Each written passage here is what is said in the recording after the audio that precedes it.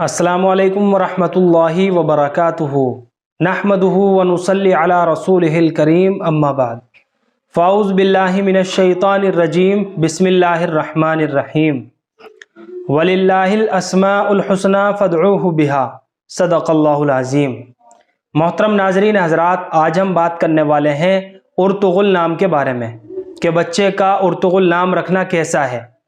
और इस नाम के बारे में अक्सर भाइयों ने मालूम भी किया है कि नाम रखने के लिहाज से बच्चे का उर्तुग़ुल नाम कैसा रहेगा। तो चलिए मोहतरम नाज़रीन हज़रात, इस नाम के माना क्या है, मतलब क्या है और क्या बच्चे का उर्तुग़ुल नाम रखा जा सकता है या नहीं, तो चलिए इस नाम की मालूमात को समझ लेते हैं। तो मोहतरम नाज़रीन हज़रात, इसका जो दुरुस्त तलफ़्फ़ुज़ है वो कुछ इस तरह से है। सबसे पहले अलिफ है, उसके बाद रा है, और उसके बाद ता है, उसके बाद गैन है, उसके बाद रा है और आखिर में लाम है। और अलिफ के नीचे ज़ेर है इर्तुग़रुल, ये इसका सही तलफ़्फ़ुज़ है। और ये तुर्की ज़बान का लफ्ज़ है।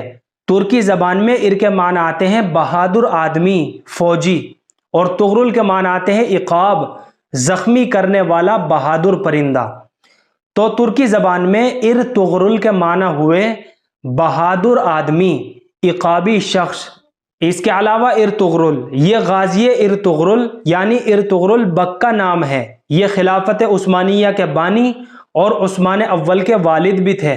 तुर्क और गौस की शाख कबीले काई के सरदार थे और सल्जूकिया के ताबे भी थे। इन्हें आम तौर पर गाज़ी के लक़ब से पहचाना जाता था। निहायत ही बहादुर, नेक और आदिल शख्स थे और सल्जूकी हुकूमत में इनके हाथ पर कई फतूहात भी हुई हैं।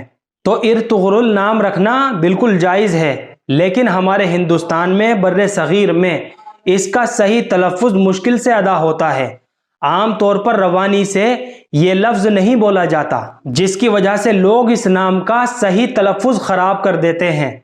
बस यही वजह है, वरना इर्तुग़रुल नाम रखने में कोई हरज नहीं है। बच्चे का इर्तुग़रुल नाम रखा जा सकता है।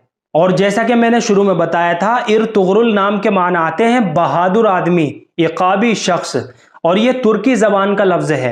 अल्लाह हम सबको सुन्नत व शरीयत पर पाबंद फरमाए। फ़क़त वल्लाहु आलम।